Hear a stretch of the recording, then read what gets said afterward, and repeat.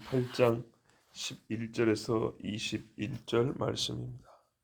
바리새인들이 나와서 예수를 힐난하며 그를 시험하여 하늘로부터 오는 표적을 구하거늘 예수께서 마음속으로 굳이 탄식하시며 이르시되 어찌하여 이 세대가 표적을 구하느냐.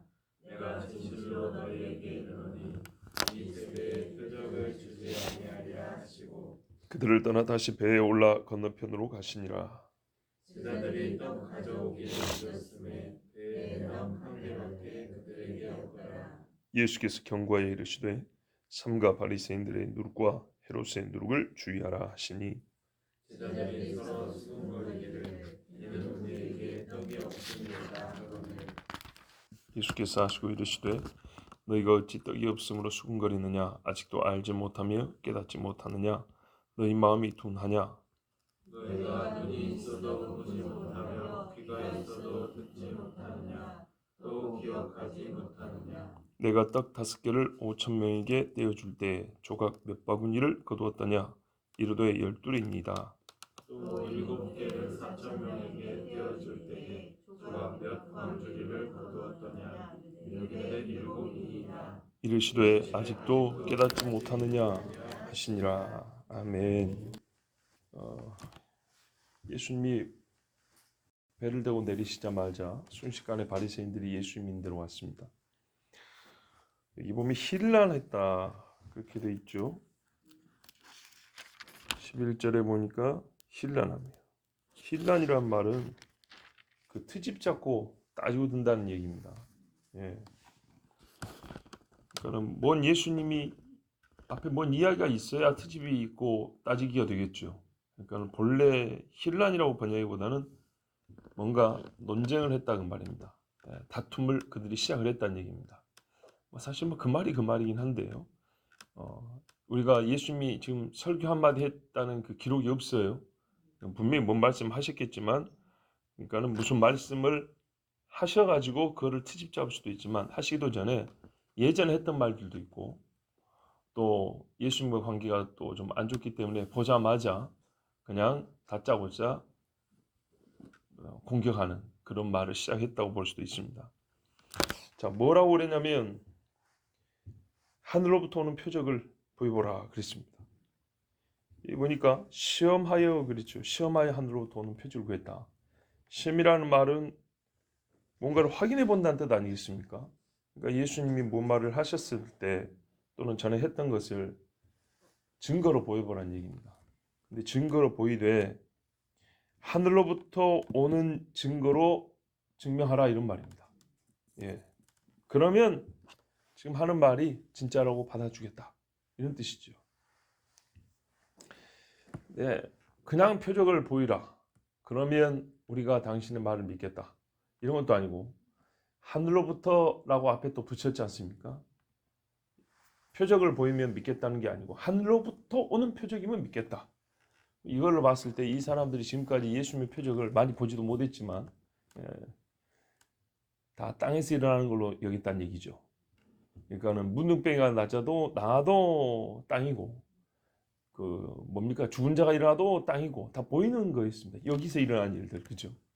그러니까는 직접적으로 신성의 세계와 직통으로 연결되어 있다는 걸 보여보라 이겁니다. 바로 사람들이 뭘 먹었니 난 이런 거 말고 그런 거 없어도 되니까 또 현상을 위에서부터 땅으로 바로 연결되는 야곱의 사닥다리 마냥 불이 떨어지는 것 마냥 그걸 직접 보여달라는 얘기입니다. 그러면 당신이 하나님과 바로 이렇게 직접 연결된 자, 하나님이 보낸 자인 줄 알겠다. 이런 이야기입니다. 근데 참 이 사람들이 말이죠. 그 폭풍 가운데 한번 있었어 봐야 되는 거예요. 바람과 바다를 잠잠케 하신 이를 만났다면 이런 소리는 안 했을 건데 참 안타깝죠. 굉장히 어리석은 소리죠. 하늘로부터 뭔가 오면 여러분 하늘에서 일이 없고서 땅에서 뭔 일이 일어나겠습니까? 트집을 잡으면 이렇게 잡습니다. 그걸 한자 뜻으로 힐란이라고 합니다. 트집을 잡아서 뭐랄까요? 따지는데 거부할 정도로 말도 안 되는 트집을 막 잡는 걸 힐란이라고 합니다. 자, 이런 소리를 듣고 예수님이 속으로 이 영어로입니다. 원래 말은 영어로 깊이 탄식했단 말입니다. 그러니까는 이 말은 그 밉다 또는 막 화가 났다라기보다는 뭐랄까요? 안타까움의 극치라고 할까요? 예. 어떻게 인간의 어리석음의 가장 바닥, 악함의 최저의 수준입니다. 이거는 어떻게 해볼 도리가 없는, 예, 이런 이런 것이죠. 그러니까는 마음을 탄식하시고 이렇게 말씀하세요. 어찌하여 이 세대가 표적을 구하느냐? 내가 진실로 너에게 이르노니 이 세대에 표적을 주지 아니하리라. 이 세대에 줄 표적은 아무것도 없다. 그러니까 뭐 병을 낫게 하든 먹을 것을 많게 하건 뭐 아무것도 해주지 않겠다는 얘기입니다. 우리가 예전에 잠언에 그런 말씀 있었죠. 어리석은 자의 어리석음을 따라 대답하라. 또 어리석은 자의 어리석음을 따라 대답하지 말라. 이게 오늘 후자에 해당합니다. 예수님이 이 사람들의 이 악함과 어리석으면은 그냥 아무것도 안 해주겠다는 겁니다. 아시다시피 그래서 그냥 떠나버리죠. 이 사람들 덕에 예수님이 여기서 다른 사람들에게 해주셔야 될 설교도 못하고 병도 안 고치고 가버립니다. 말 그대로 이들이 맡고 있는 겁니다. 자, 이 사람들이라고 했으면 또 좋았을 텐데 우리 주님이 조금 이해가 안 되는 말씀, 이 세대 완전히 확장을 시켰죠. 상대를 아주 그냥 크게 확장시켰습니다. 내가 너희들 앞에서는 기적을 행하지 아니하리라.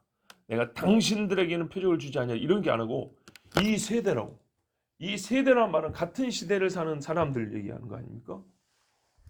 그 말은 이 옆에 있는 사람들도 말은 안 했지만 바리새인들하고 비슷한 생각을 했다고 볼 수 있습니다. 그러게 하늘에서 뭐가 좀 되면 우리도 좀 믿을 텐데 이런 식의 말들을 생각을 했던 사람들이 많이 있는 거죠. 본래 어떻게 해야 됩니까? 떡을 먹고 배부른 사람이나 병을 고침을 받았던 사람이나 귀신이 쫓겨난 사람들은 이 사람들이 다 생각이 안 있으면 그건 뭐라고 해야 되죠? 저번에 이런 일이 있었죠. 귀신의 왕 바알세불 힘을 벗어 쫓아낸다 할 때 예수님이 아니다. 귀신이 귀신하고 싸우면 그 나라가 망할 거 아니냐. 보세요. 분명히 이건 영의 세계입니다. 영의 세계 이야기를 했어요. 그리고 그것이 우리 보이는 물질 세계에 나타나는 실제로 나타났다 좀 이야기했어요. 다 알아요. 그러면 여기서 사람들이 예수님 옆에 있는 사람들이 뭐라고 해야 되냐면 꼭 하늘에서 불이 떨어져야 그것이 예수님이 누군지를 말해주는 것이 아니고 당신들은 지금까지 예수님이 하신 행적을 못 들었단 말이요 라고 뭐라고 한마디를 해야 될 거 아닙니까? 아무도 예수님을 변호한 사람이 없어요. 예수님이 십자가에 달릴 때 막아선 사람이 누가 있습니까? 없지요. 이 상황에서 예수님이 이 있는 사람들을 똑같이 취급해서 이 세대라고 불러도 이건 잘못이 아닙니다. 이래서 우리가 이제 조금 뒤에 가면 제자들이나 이 바리새인들이나 거의 뭔가 비슷한 구석이 있어 한 묶음으로 책망을 받고 있다는 걸 우리가 알게 됩니다. 여러분 혹시 예수님이 공경에 처했을 때 예수님을 변호한 사람 복음서에서 기억나십니까? 기억난 사람 있습니까? 이런 식으로 공격당할 때 막아선 사람 아니라고 앞에 서서 본인이 변호해 주는 사람 한 명이라도 본 적 있습니까? 저는 참 애매하긴 한데요. 애매하긴 한데 한 두 사람 생각납니다. 정확히 변호는 아니에요. 한 사람은 누구냐면 이 귀신들 왕을 힘입어서 쫓아낸다 할 때, 그럴 때 예수님이 그래요. 아니다. 어떻게 같은 식구끼리 싸워갖고 무너지지 않겠냐? 나는 귀신의 왕을 힘입어 귀신을 쫓아낸 거 아니다. 그러면서 귀신을 쫓아냈는데 사람 깨끗이 소지되면 더 센 놈들을 데리고 와서 막 이러면서 이 영의 세계에서 막 예수님이 설명을 해줘요. 그러자 그 중에 듣고 있던 한 여자가 당신을 낳은 태와 당신을 먹인 저지 복이 있습니다 하고 크게 소리를 외칩니다. 그래서 예수님이 아니다. 하나님의 말씀 행한 자가 더 복이 있다. 이렇게 대답을 하시는데 그리고 잠잠해집니다. 그러니까는 그 듣고 있던 여자가 그냥 한마디 예수님을 옳다라는 표현을 그렇게 해준 겁니다. 또 한 번은 한 서기관, 바리새인과 서기관 예수님께 막 질문 많이 하지 않습니까? 그러던 중에 한 서기관이 가만히 예수님 이야기를 듣더니 저 양반이 보통이 아니네. 대답을 잘 하는구나. 그럼 내가 맞은 말 한번 시험 한번 해보자. 그러면서 선생님, 계명 중에 무엇이 첫째입니까? 이렇게 물어봅니다. 그러자 예수님이 뭐라 그러냐면 주 너의 하나님을 사랑하라. 둘째도 이와 같으니 네 이웃을 내 몸같이 사랑하라. 뭐 이제 간단히 말하면 이렇게 대답을 하시죠. 그랬더니 이 사람이 뭐라고 말하냐? 옳소이다, 선생님이요. 하나님은 한 분이시요 그 외에는 다른 이가 없다 하신 말씀이 참니이다. 또 마음을 다하고 지혜를 다하고 힘을 다하여 하나님을 사랑하는 것과 또 이웃을 자기 자신같이 사랑하는 것이 전체로 드리는 모든 번제물과 기타 제물보다 나으니이다. 이렇게 외칩니다. 그래서 예수님이 네가 하나님의 나라에서 멀지 않도다. 이러고 그 사건이 또 일단락 됩니다. 그러니까 이 중요한 시국에 누가 예수님이 지금 하신 것이 옳습니다. 이 한마디만 해줘도 사람들이 그 양심이 뭔 소리야 이렇게 안 하고 다 다물게 돼 있었다. 그래서 제가 좀 애매한 상황이긴 하지만 이런 경우에 변호를 하려고는 아니지만 예수님에 대하여 인정과 시인 이 한마디로 그 시끄러운 자리가 잠잠해집니다. 참, 왜냐하면 마가복음 12장인데 뒤에 보면 나오는 이야기입니다. 그때 더 이상 감히 묻는 자가 없다라 이렇게 돼 있거든요. 우리가 주님 앞에 지금 이 경우 말이죠. 당신들은 생각이 없는가? 하늘에서 내려오는 표자라는 게 무엇을 말하는 것이냐? 예수님 옆에 지금 몇 년을 같이 다닌 사람 이제 시간이 많이 지났습니다. 그러면 이렇게 얘기해 줄 수 있는 사람이 있었어야 됐는데 아무도 얘기하지 않고 속으로 그러게 우리도 한번 봤으면 좋겠다. 이런 비슷한 그런 마음들. 그래서 이 세대를 싸잡아서 같은 시간에 살고 있는 사람들을 싸잡아서 이 세대에게는 안 되겠구나 하고 예수님이 정말로 탄식했습니다. 좀 있으면 이제 제자들에도 너희가 어찌하여 그러잖아요. 그러니까 이거는 기적을 100번을 해서 문제인 것이 아닙니다. 101번을 안 해줘갖고 문제인 게 아니라 이 말이죠. 10,000번을 해주고 11번을 안 해줘서 문제인 게 아니고 기적의 횟수가 문제가 아니라 뭐 떡을 2번만 줄 게 아니라 한 100번쯤 줬으면 그런 문제가 아니라 아무리 말을 해줘도 아무리 많은 걸 보여줘도 안 되는 문제였습니다. 그래서 주님이 원문에는 영으로 깊이 탄식했다고 그랬습니다. 예수님이 이제 더 이상 말씀하고 싶지 않으셔서 기적도 치유도 아무것도 하지 않으시고 배를 타고 돌아오십니다. 우리가 이제 여기서 조심해야 될 게 뭐냐면 배를 타고 이리 갔다 저리 갔다 하시잖아요. 예, 같은 곳으로 왔다 갔다 하는 거 아닙니다. 건너갈 때 동쪽으로 건너도 한 번은 위쪽으로, 한 번은 아래쪽으로, 한 번은 중간으로, 서쪽으로 건너갈 때도 이쪽으로 한 번, 저쪽으로 한 번 이렇게 닿는 곳이 매번 다릅니다. 이쪽도 여러 군데, 저쪽도 여러 군데. 이 상황에서 예수님이 자리를 떠나는 것은 한편 제자들을 보호하기 위함도 있다고 봅니다. 이 논쟁 자리에서 주님은 결국 기적을 행해주지 않을 겁니다.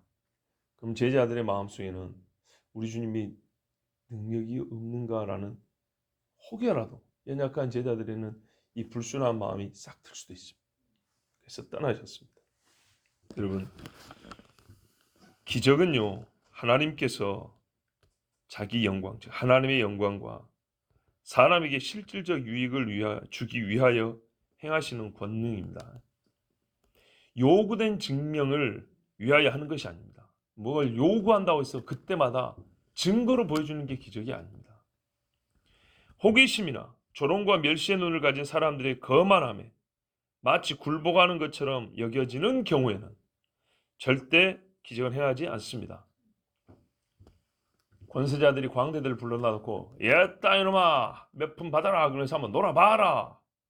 그러면 뛰어놀죠. 우리 주님이 그렇게 기적을 행하시는 게 아닙니다. 우리 여기 높은 사람들 다 앉아있는데 여기서 한번 해보시오. 믿어줄게. 이런 거 아닙니다. 왕들이 높은 자리에 앉았고 거짓 선지자들 자칭 선지자는 다 모았고 그래 한번 예언 한번 해봐라. 웃기죠? 예언 한번 해봐라. 세상에 높은 사람이 예언하라고 명하면 이 사람들이 자동적으로 예언이 되는 겁니까? 아니죠.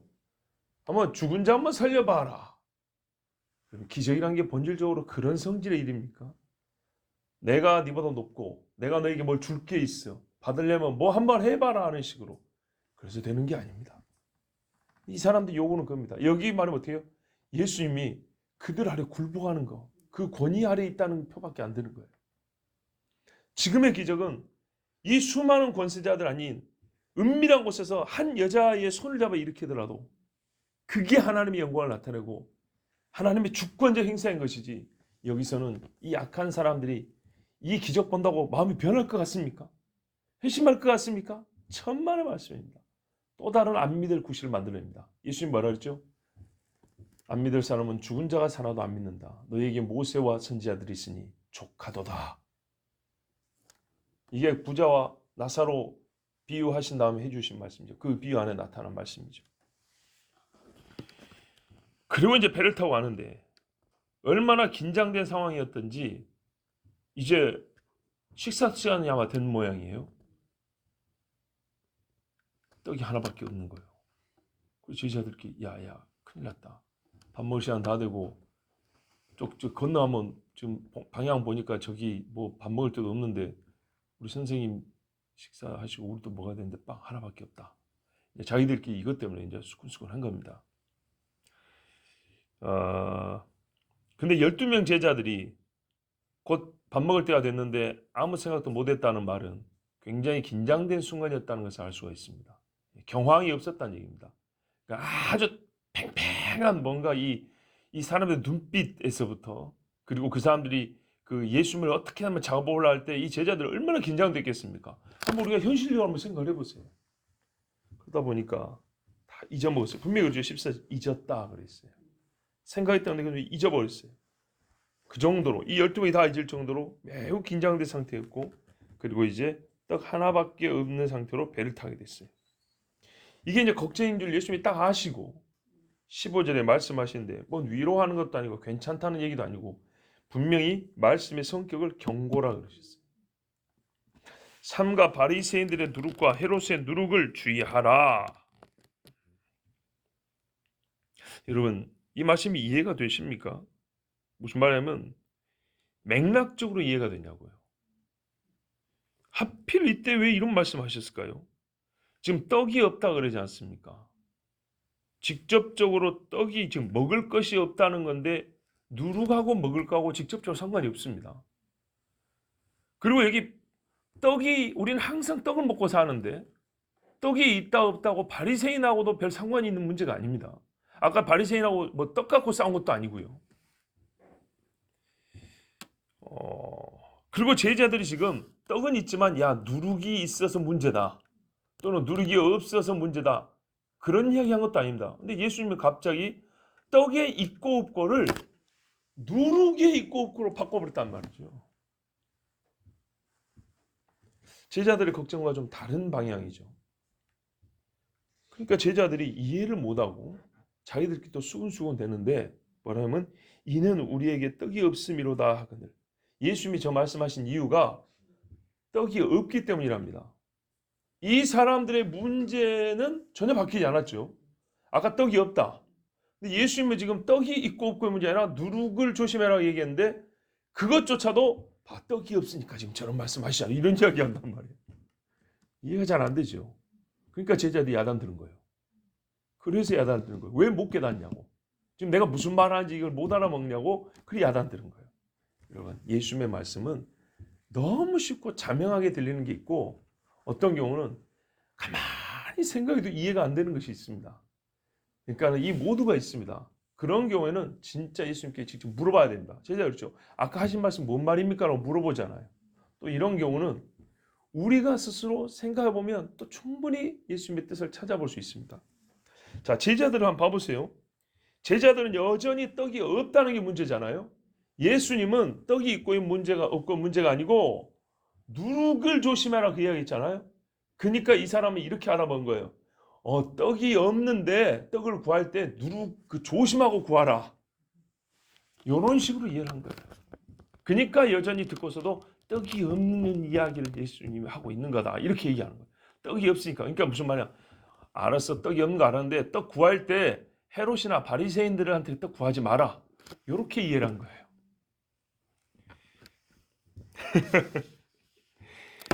제대로 이해를 했으면 오히려 우리가 지금 떡이 없는 걸 얘기하는데 왜 예수님은 누룩이 있고 없고를 말씀하시지?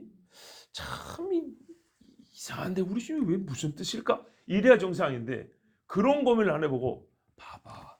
떡이 없는 거 주님 다 알고 계시잖아.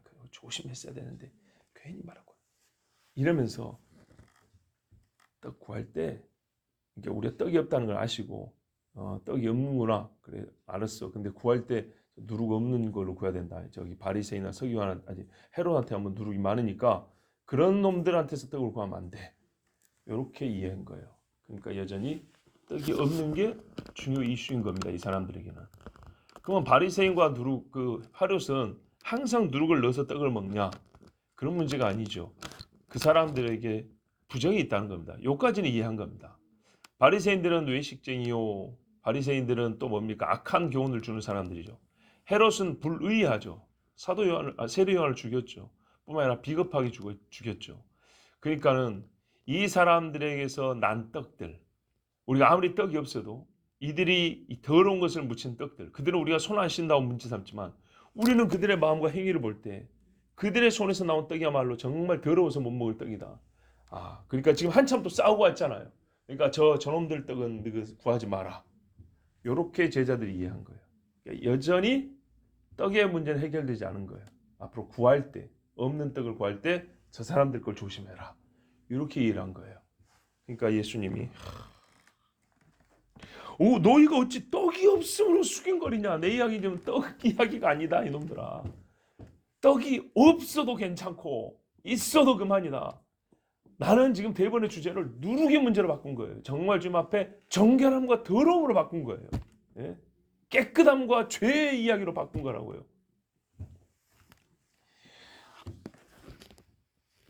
예수님이 이 일은 책망하셔야 됐었어요. 떡이 없는 것은 지금 전혀 문제가 되지 않습니다. 도리어 방금 무태서 겪었던 일에 대하여 고심하고 예수님께 묻고 제자의 행할 바를 배우기를 원해야 합니다. 이 배를 타서 해야 될 일이 뭐냐면 떡이 있다 없다가 아니라 아까 선생님 그 사람들과의 대화에서 막 하면서 또는 주님 그러게요. 하나 뭐 보여주고 마시지 왜 안 보여줬습니까? 뭐 이런 좀 대화가 나와야지. 그러면은 전혀 생각하지 않고 그죠? 우리끼리 있을 때 그런 이야기 해야죠. 그런데 떡 이야기만 하고 있는 거예요. 관심이 완전 딴 거예요. 그것 때문에 지금 거기서 아무것도 못하고 오고 있는 길인데 제자들은 수없이 예수님의 말씀을 들었지만 아직 예수님이 누군지 제대로 알지 못합니다. 지금까지 겪은 일이 무엇을 가리키는지 깨닫지 못합니다.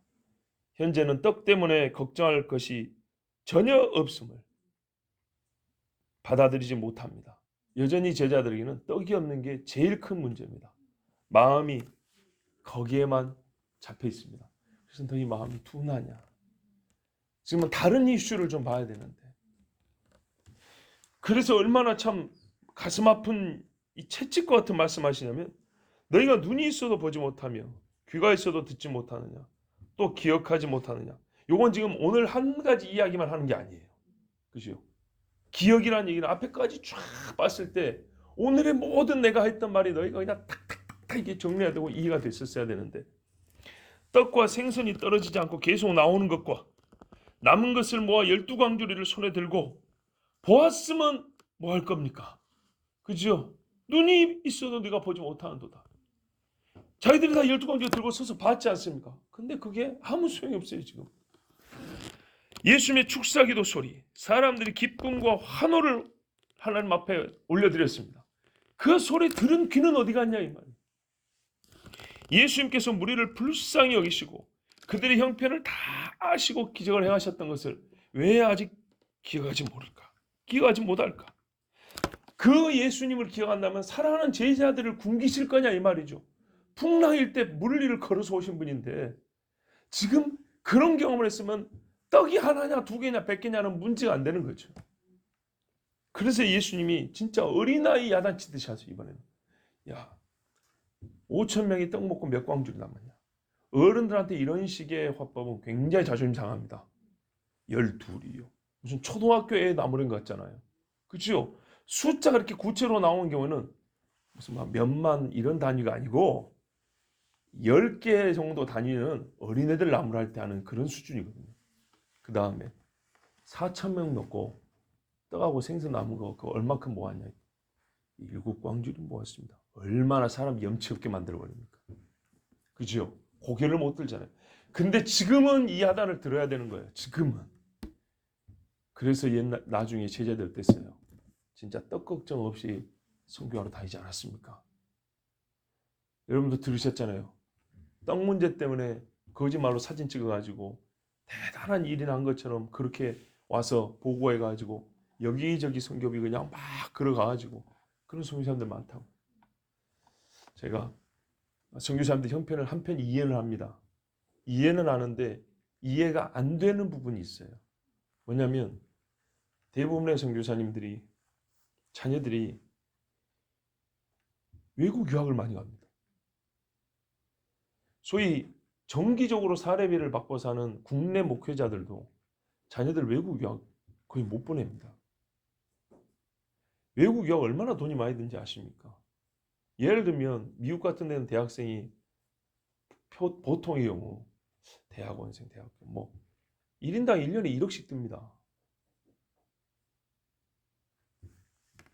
여러분 연봉이 1억이면 대기업 간부 정도 아닙니까? 그런 돈이 어디서 날까? 라는 그러니까 선교 나가면 선교사라고 DC해주고 이런 거 없거든요. 참 이해가 안 되는 경우가 많습니다. 외국인 학교 많이 보냅니다. 물론 그 나라에서는 외국인이죠. 뭐 그럴 수 있다고 봅니다. 그런데 이제 그래서 우리나라 사람들은 영어는 그냥 여러분 이해하고 드십시오. 목회자보다는 선교사들한테 주머니가 잘 열리는 게 사실입니다. 선교지 딱 가면 선교사 뭐 그럼 막 한 번 확 주고 오고 막 이런 경우 많습니다. 그런 후원을 받았어도 할 수 있다고 봅니다. 그런데 제가 선교지를 그 적잖이 다녀봤는데도 이런 경우가 너무 많아요. 예, 상당히 많아요. 그럴 때는 물어볼 수는 없는데 그 중에 일부는 이제 말 들어보면 누가 후원해 줬던 얘기 있고 그 중에 일부는 본인들이 공부를 잘해서 장학금 받았다는 얘기도 있습니다. 근데 전체적으로 보면 상당히 비율이 높아요. 이럴 때는 우리가 사람이 다 먹어야 사는 거고 입어야 사는 거니까 분명히 돈이 있어야 되는 문제인데 그럴 때는 조금 갸우뚱할 때가 있습니다. 자, 제자들에게 12이냐 7이냐 물어보실 때 이것은 제자들에게는 매서운 채찍과 같은 아픔이 되는 말씀이었습니다. 이후에 이 사람들은 떡이 하나냐 2개냐의 문제를 가지고 그들이 서 있는 자리를 택하지 않습니다. 그들이 가야 할 곳에 내가 가면 저기 사람은 떡을 10개 줄 사람이다. 100개 줄 사람이다. 이런 거 그렇게 중요하게 여기지 않습니다. 정말 오늘 이 자리에서 예수님이 기적을 하나 하늘로부터 불이라도 안 떨어졌으면 예수님은 진짜 일약 스타가 됐을 겁니다. 더 이상 바리새인들 앞으로 나오지 못했을 겁니다. 주님 그렇게 안 했습니다. 이런 것도 제자들이 배워야 합니다. 예수님 마지막으로 너희가 아직도 깨닫지 못하냐? 어찌하여 너희는 깨닫지 못하느냐? 이러고 오늘 이 사건이 일단락됩니다. 우리가 이 말씀을 드려야 합니다. 너희가 어찌하여 깨닫지 못하느냐? 이게 오늘 이 사건의 결론입니다. 그럼 바리새인들은 어땠습니까? 깨달았습니까? 아니죠. 바리새인도 깨닫지 못하고 제자들도 깨닫지 못하고 가만 보면 멀리 있는 사람이나 가까이 있는 사람이나 많이 들은 사람이나 적게 들은 사람이나 별 차이가 없는 게 시대에 불문 공통점입니다. 사실은 공통점입니다. 주님이 어떤 경우는 그 악한 마음 때문에 책망하시고 저주한 경우가 있고 어떤 경우는 불쌍히 여기서 기다려주는 경우가 있고 그 차이만 있을 뿐이지 사실 우리가 이 사람들보다 더할 것도 없고 덜할 것도 없고 사실 똑같습니다. 여러분 예수님 앞에 직접 서 있는 사람들이 이 모양입니다. 그리고 이들이 나중에는 주님의 죽음을 봐야 됐고 부활을 경험해야 됐습니다. 바로 그겁니다. 부활을 경험하기 전까지는 이 제자들이 완전히 바뀌지가 않습니다. 정말 부활을 경험을 해야 됩니다. 다시 한번 예수님께서 바리새인과 제자들이 하신 말씀으로부터 한 가지 중요한 깨달음을 더하여 드리고 싶습니다. 얻고자 합니다. 자, 여러분 바리새인들처럼 세상은 항상 그랬습니다. 교회에게 당신들의 말이 진정함을 입증하기 위해서 무언가를 하라 하고 요구를 시킵니다. 요구를 합니다. 어떤 시대는 구제를 많이 할 걸 요구하는 시대가 있고 어떤 경우는 말 그대로 기적을 해야 할 걸 요구할 때가 있고 어떤 경우에는 자기들을 말을 잘 따라주기를 바라는 경우가 있고 여러 가지 있습니다. 말 따르는 그게 그거네요. 한마디로 정하면 교회의 사회적 가치 인생에게 끼치는 유익성을 증명하라고 그렇게 압력을 행사하는 경우가 시대들마다 있습니다. 시대들마다. 예. 뭐 전쟁이라는 시대, 평화로운 시대, 뭐 여러 시대들마다 그 사회에서 가장 요긴하게 쓰일 것들이 있지 않습니까? 그러면 교회 네가 좀 먼저 그거 좀 보여라. 이런 식이죠. 우리는 이걸 구분해서 들어야 합니다. 주님께서 이미 이 세상 사람들을 향해서 하라고 하신 것들이 많이 있습니다. 그 중에는 그들이 말하는 구제도 있고요. 그 중에는 그들이 말하는 세금 바치는 문제도 있고요. 그 중에는 그들이 말하는 교육도 있고요. 그 중에는 그들이 말하는 당신들도 도덕적이어야 되지 않냐. 원래 다 있어요. 잘 들으셔야 돼요. 그들이 요구하는 것들이 사실 성경에도 있는 것들이 많아요. 그러나 우리는 그들이 요구해서 하는 게 아니고 하나님께서 명하시기 때문에 하는 겁니다. 그게 주제와 덕목의 일치가 있는 경우가 있습니다. 그런데 세상은 항상 하나님의 말씀에 일치해서 요구하는 것만은 아닙니다. 보세요. 이 사람들이 하늘부터 내려오는 기적을, 표적을 보여달라 했습니다. 그럼 하나님이 지금까지 하늘부터 내려오는 표적을 안 보여주셨냐? 많이 보여줬습니다. 그죠? 이런 표적 종류 자체가 없는 게 아니에요. 있어요. 근데 하나님이 원하시는 때 하나님이 그걸 행하시는 겁니다. 근데 세상은 이 종목, 소위 종목과 항목은 같을지 모르지만 자기들이 원하는 때 자기들의 방식으로 요구를 합니다. 요거를 예수님이 거절하셨습니다. 항목만 같으면 되는 게 아니에요. 때와 이유가 달라요. 우리 주님의 뜻에 맞아야 그게 되는 거예요. 근데 당신들 구제하라고 성경에 나왔지 않냐, 사랑하라고. 그러니까 사랑 좀 하시오 하면서 세상 아무 때나 사랑을 요한다. 그런다고 그대로 따라가는 게 아니에요. 주제를 보니까 사랑이네. 그러니까 우리가 사랑해야지. 그러면서 뒤에서 낄 이런다고요. 이거를 분별하는 눈이 있어야 돼요.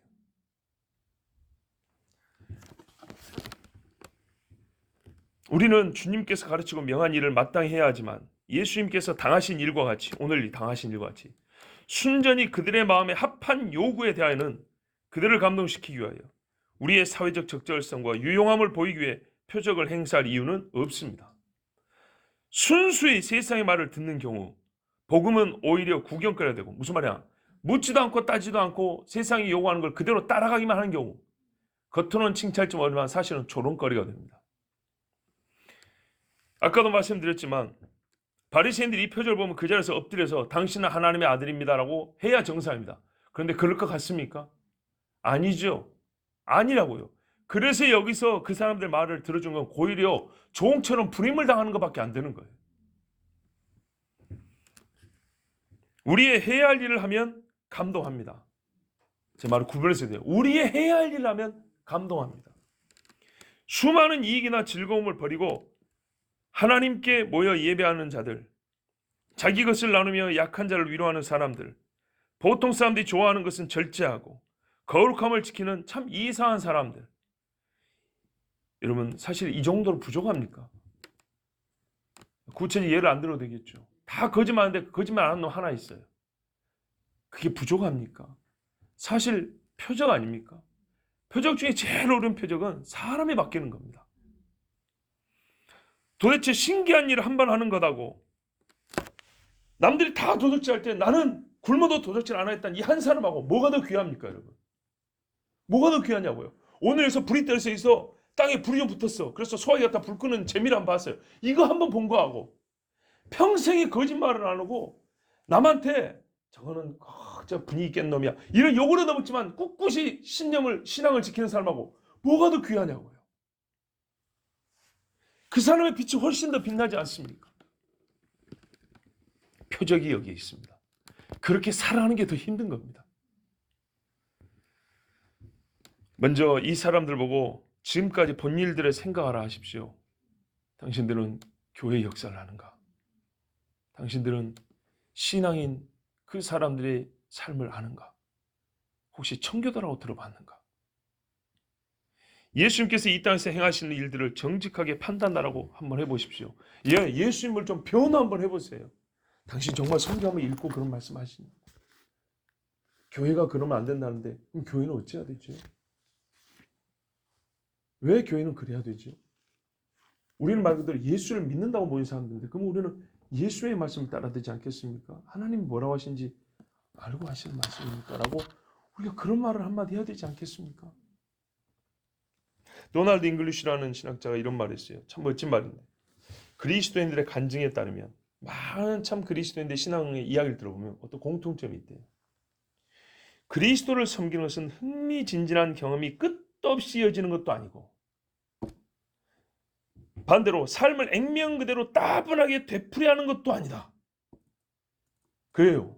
예, 항상 익사이팅 아주 막 흥분되는 일이 맨날 벌어지는 것도 아니고, 그런다고 예수를 믿고 나니까 세상 즐거움이 다 사라지고 그냥 재미없이 이렇게만 사는 것도 아니라는 거예요.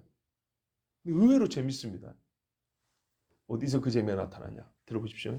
이 둘 사이에는 삶의 일상적 요소들이 신적 목적과 중요성을 부여하는 지점이 있다. 바로 이 때문에 예수님이 말씀하신 하나님 나라의 비유들은 모두 당시 일상에서 나온 세부적 사항에 초점을 맞추고 있었던 것이다. 무슨 말이냐? 눈이 열려서 보면 평범한 일상에 신적 장엄함과 진리의 빛이 보인다는 겁니다. 그래서 재밌다는 겁니다. 야, 너 술 안 마시고 밤을 어떻게 새니? 네가 모르지. 얼마나 재밌는지 몰라. 일상에 재미가 없어, 세상 사람들. 그래서 재미를 더하려고 요거를 더하고 저거를 더해. 근데 눈이 열리고 보면 이 평범한 일상이 반복돼서 무료하고 지루할 것 같은데 이 풀립 하나에서 재미가 나오는 거예요. 예. 밥 한 끼를 먹는데 마음이 막 이렇게 두근두근하는 거예요. 배만 채워서 먹는 게 아니고. 요런 재미를 몰라, 세상. 그래서 예수님의 비유들이 매우 평범한 것들이라는 거예요. 맨날 쇠가 빠지게 고생하고 땅 파고 땀 흘리고 오래 해갖고 농사해서 오래 먹고 내년에 농사해서 내년 먹고 50년 그래도 죽었다. 얼마나 무료하고 재미없습니까? 근데 우리 주님이 하시는 이야기를 들어보니까 땅 파는 게 그리 재밌는 거예요. 아, 여기에 그 신성함이 있었구나. 여기 하나님 나라 비유, 그 비밀이 있었구나. 봐보세요. 하나님 나라 천국 비유하는데 전부 다 땅 이야기예요. 전부 다 풀 이야기고. 땅하고 풀 이야기에서 이렇게 놀라운 것들이 나올 수 있구나. 바로 이거거든요. 여기서 사회 변화에 대한 아이디어들도 나와요. 예를 보세요. 진짜 공주의 새를 보니까 저것들은 가다가 똥만 찍찍 딸린 줄 알았더니 신기한 거죠. 똑같은 살이고 털이 있고 근데 어떻게 저게 날아다닐까? 예? 들의 백합화를 보라. 아무도 손도 안 대는데 저것들은 어디서 씨가 와갖고 저렇게 잘 자랄까? 참 김맨이라고 힘들게 하지만 묘하다. 원수가 뿌리고 갔구나. 하나님이 먹이시고 입히시나니 여기서 하나님을 떠올리게 된단 말이죠. 이야, 이 묘한 재미를 몰라요. 이게 기적이거든요. 근데 사람들은 뭐예요? 오히려 눈이 닫힌 사람일수록 하늘로서 내려온 걸 보이라고 하는 거예요. 떡이 하나밖에 없어도 말이죠. 보세요. 일상이에요. 그날 떡 없을 때 기다려봐 샥 했더니 하늘에서 떡이 우르르 떨어졌으면 멋졌겠죠? 그럼 맞고 자빠진 사람도 있었고. 근데 우리 지금 뭐예요? 하는 거잖아요. 늘 밥 먹을 때 하는 기도. 뭐가 그리 대단할까? 한번 까먹고 할 수 있는 거지? 아니. 밥 먹을 때마다 축사를 했더니 밥맛이 좋고 그 밥에 떡이 또 나오고 또 나오고 또 나오고 감사하는 그 기도를 한번 들으신단 말이죠. 얼마나 재밌습니까?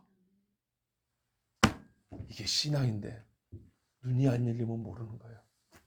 귀가 닫히면 못 듣는 거고 마음이 완악하면 이게 안 깨달아지는 거예요. 그러니까 제자들이 예수님이 안타까운 제자들 너희가 저 바리새인하고 똑같이 너희도 떡이나 의해서 그냥 짠 하면 100개씩이나 만들었으면 좋겠냐. 왜 아직도 그렇게 깨닫지는 못하느냐. 제자들은 지금 사실 즐거워야 합니다. 예수님께서 구경거리 되는 것을 거부하셨습니다. 그래, 우리 주님이 이런 분이야. 어? 복음이 보이는 것이 되게 하라는 속임수를 무시하고 보여달라는 것. 자기 마음을 감추고 있는 자들, 그 거짓말하는 사람들을 내버려두고 우리와 함께 배를 타고 계십니다. 안 속아 넘어가셨어요, 우리 주님이. 떡이 하나밖에 없지만 예수와 복음이 바리새인들 앞에 있기 전과 다름이 없이 지금도 여전하게 내 앞에 있음을 봅니다. 그 전에도 주님이었고 지금도 주님인 거예요. 네? 복음은 어떻게 해서 사람에게서 놀잇감이 되지 않아요. 그 여전한 복음이 여기 있는 거예요. 어제처럼 배가 고프지만 한 달 전처럼 다리가 아프고 팔이 무겁지만 오늘도 굶지 않을 것이고 내일도 헐벗지 않을 것을 알기에 서로 마주보며 웃어야 했습니다. 떡 하나밖에 없다. 이 사람아. 이렇게 웃어야 됐던 겁니다. 예수님 말씀이 들리시죠? 아직도 깨닫지 못하느냐. 기도하겠습니다. 하나님 감사합니다. 우리를 사랑하시는 주님이시여, 주께서 가벼워지지 아니하심으로 감사합니다. 주께서 사람의 종이 되지 아니하심으로 감사합니다. 주께서 세상 사람의 조롱거리가 되지 아니하심으로 감사하고 기쁘나이다. 떡이 하나밖에 없어도 이 배 위에 주님과 내가 있음에 기쁘고 감사합니다. 주 하나님이여, 우리가 정말로 마땅히 해야 할 일은 하되 세상에 굴복하지 않게 하여 주시고, 우리가 주님이 주시는 복과 표적을 보고 먹되 그것이 사람의 만족을 위하여 주어지지 않게 하여 주옵소서. 차라리 그럴 것 같으면 한 끼 굶어도 괜찮고 한 번 덜 입어도 좋습니다. 우리는 주의 거룩하심과 주의 영광이 사람에게 의해서 주물락펴락되는 것을 원하지 않습니다.